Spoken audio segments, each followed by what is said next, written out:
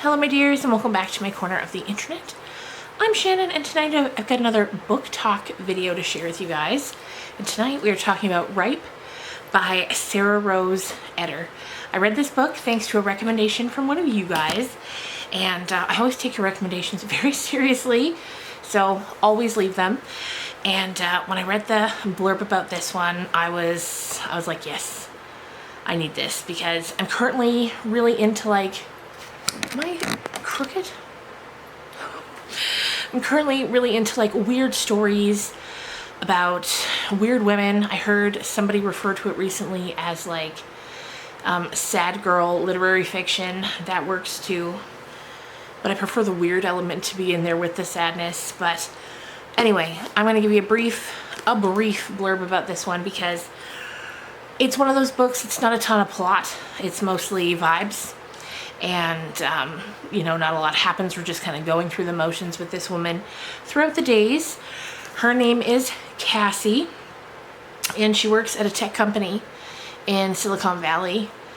I don't know what Silicon Valley is. I don't know if that's a town in California. I don't know if that's a district. I think it's a district in San Francisco, just where all the tech stuff happens. That's what I'm going with that. It's a district in San Francisco, because I know it takes place in San Francisco. Anyway, so yeah, she works for a tech company. She grew up in a small town with her parents and her brother, and once she graduated university or college, her dad was really like, you need to get out there. It's time for you to go make a life for yourself somewhere. Go do the things and let me know how it goes. So she takes this job all the way out in California, and she's apprehensive about taking it, but she does. And she goes out there and she works for this company that's absolutely bonkers. This company is Voyager, it's called. I don't even know what they do there, but it's some sort of tech company, and she's like a technical writer, so she listens in on meetings, writes things up for the website, things like this. She gets hired at a senior position. And everything going on at this company is a matter of life or death, but not really. But the way it's presented to her, and it's it's an office job. It's not that serious. Anyway, things start to take a turn for the sinister when the CEO of the company starts asking her and her coworkers to do some really sketchy things. And so that's on the work front. In her personal life, however, things are even worse. She's really struggling with depression and various, kinds of mental illness. She's living in this extremely expensive apartment in the city she doesn't want to be living in, at this job she doesn't want to be working at. And she's being followed around by a black hole. This black hole, of course, is the manifestation of her depression, and it's following her around. And so that's basically what we're going with here. And it's the story of her life. It's about depression, loneliness, family, end stage capitalism, the way things are just bleak, the way things can feel really bleak. And I thought it was a good look at the millennial, millennials now. I think I'm the oldest millennial. 1981 I think was the cutoff, and that's the year I was born. And it's it's a look at life for millennials right now, from 30 to 42, however old they are, and how it's going. And for this one girl in particular, I got this cover. I think this is the UK cover. When I ordered the book, it looked like it was going to be the US cover, but this one came. It's sometimes a coin flip here in Canada, what cover you're going to get. Usually it tends to be the US cover, but I do like sometimes when the UK cover comes, because it's a little different. So yeah, if you don't want spoilers, now's the time to click away, although I don't even know what I'm going to say for the spoilers. We're just going to get on into it. So if you don't want spoilers, now's the time to click away. I would definitely recommend, especially if you like those weird books, No plot, just vibes. I will say, if you're going through it right now, if you're having a tough time, maybe skip this one for now. You can circle back when you're doing a little better mentally, because it's tiresome. She's tired, and in reading about it, you get tired. Like, you feel it, what she's going through. And yeah, I loved it. Let me say right off the bat, I loved it. It was a 5-star read for me. 5 stars. I thought it was great. So there you go. Yeah, so beat it, bozos, if you don't want the spoilers. Okay, so like I said, I don't even know what I'm going to be saying for the spoilers, just because it's kind of hard to go beat by beat. But basically, first of all, the writing's so beautiful. I highlighted so many passages. There was one at the end that really, yeah, this one here, she says, looking back, it becomes clear you have to betray yourself first in order for someone else to betray you. I thought that line was really good. And there were just so many. I thought she was a poignant writer, and said things very beautifully. Very beautifully.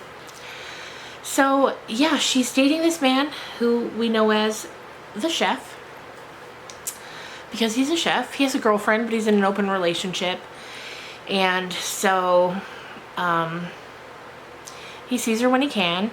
And she asks, like, what are the rules of your relationship? And he's like, well, I can like you a lot, but I can't fall in love with you. And then as time goes on, she starts to think that she might be pregnant. Which this kind of becomes sort of a focus of the book as it comes towards the end. And, like, right, there's a lot of fruit symbolism in here, and like each part is a part of a fruit. And when we finally get down to the last part of the book, it's the seed.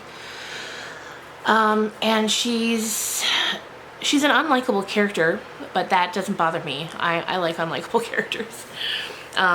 You know, she's self-involved. She does cocaine all the time. Like, she's a mess. But there's something about the way that she's struggling that I find to be very endearing. And I feel like anybody who reads this, you can see parts of yourself in there. You know, maybe not all of it, but you'll definitely, I feel like everyone, or most everyone, will be able to see some parts of themselves in there, I think. Anyway, even if it's just the way she feels about certain things, you know. So yeah, work kind of, for me, her job kind of becomes backdrop, even though it is, and like, she works with the worst people. This girl, Sasha, is constantly sabotaging her. Whether it's literally sabotaging her, like telling her, like there was this one, she had to hire a job because this company is terrible. Like a lot of big companies, you know, they want to save money, so they're looking for a PR employee. So they tell Cassie, like, find someone in Pakistan, and Sasha tells her the town to hire this person in. Cassie's like, okay. And they want to hire someone in Pakistan because they can pay them so little money, but to that person will feel like life-changing money. And when they could pay them so much more and make like a real difference in their lives in a bigger way. But Sasha had been telling her the wrong town, and it became this whole thing. And Cassie's now been put in this position where she has to like trick kind of people into working for the company the way she was tricked. Like at one point she was promised stocks in the company. And when her 1 year comes, she's like, oh great, so those stocks transfer to me now, right? And she finds out, well, no, you can buy the stocks after a year, and it's this whole thing. So, yeah, Sasha's just the worst. And then there's this one part early on where you really get a feel for this woman, where she gives Cassie a gift.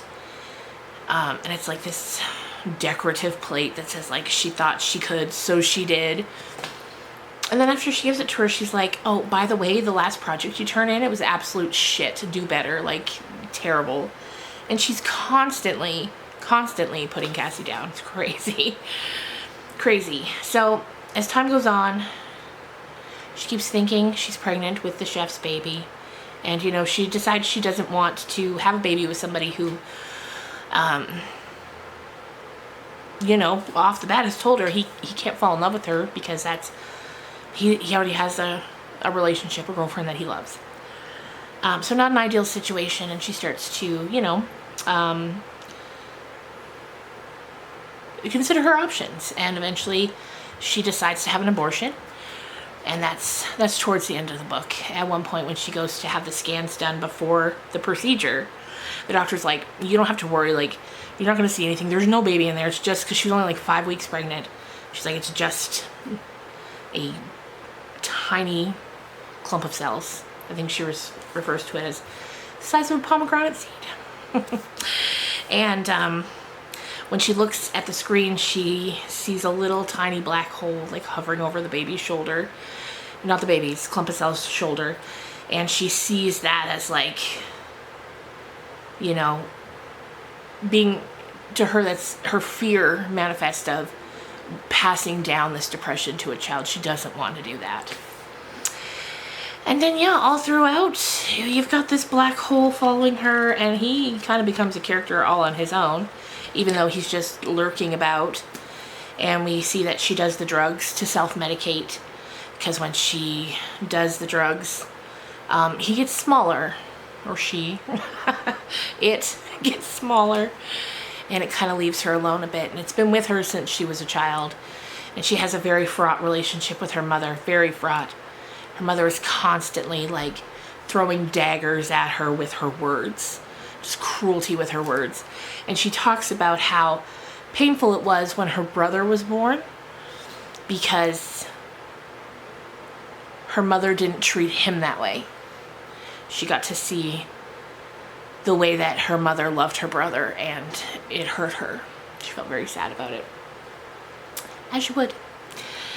Anyway, so yeah, I really enjoyed it. I liked the metaphors and the way it's written. And as the book is coming to a close, we see the virus is arriving. The virus is what it's called there, but of course I'm guessing it's COVID. And wildfires are ravaging the state, and it's just, everything is so bleak. And then at the very end, you know, she gives herself over to the black hole. She just lets it take her. And I like to, at the very end here, there's sort of just the 2 black pages that come after she's given into it. And that's even how it ends. She says, the black hole draws closer, ever closer, the darkness blotting out the old world, offering another future, another path, offering either an ending or a beginning. I step forward for once, I do not waver. I look up into the familiar darkness, with the red fruit of my heart full in my throat. I give myself up. And that's the end. And it's so beautiful. And I'm so glad this book was recommended to me. I think in a few weeks I might do like my top 10, a video of my top 10 like favorite sort of weird stories that, if you like books like these, you would like, because I'm excited to talk about them all more. And yeah, I think that's going to do it for me. I know for a book talk this one's rather short, but the book itself is short, and like I said, there's not a ton of plot, just vibes, feelings, and situations. And it was a beautiful story, and it really worked for me. It's like any of these books, it's not going to work for everyone, but it worked for me. And if it sounds like it would work for you, give it a shot. So that's going to do it for me for tonight, but I will talk to you guys again real soon. Bye.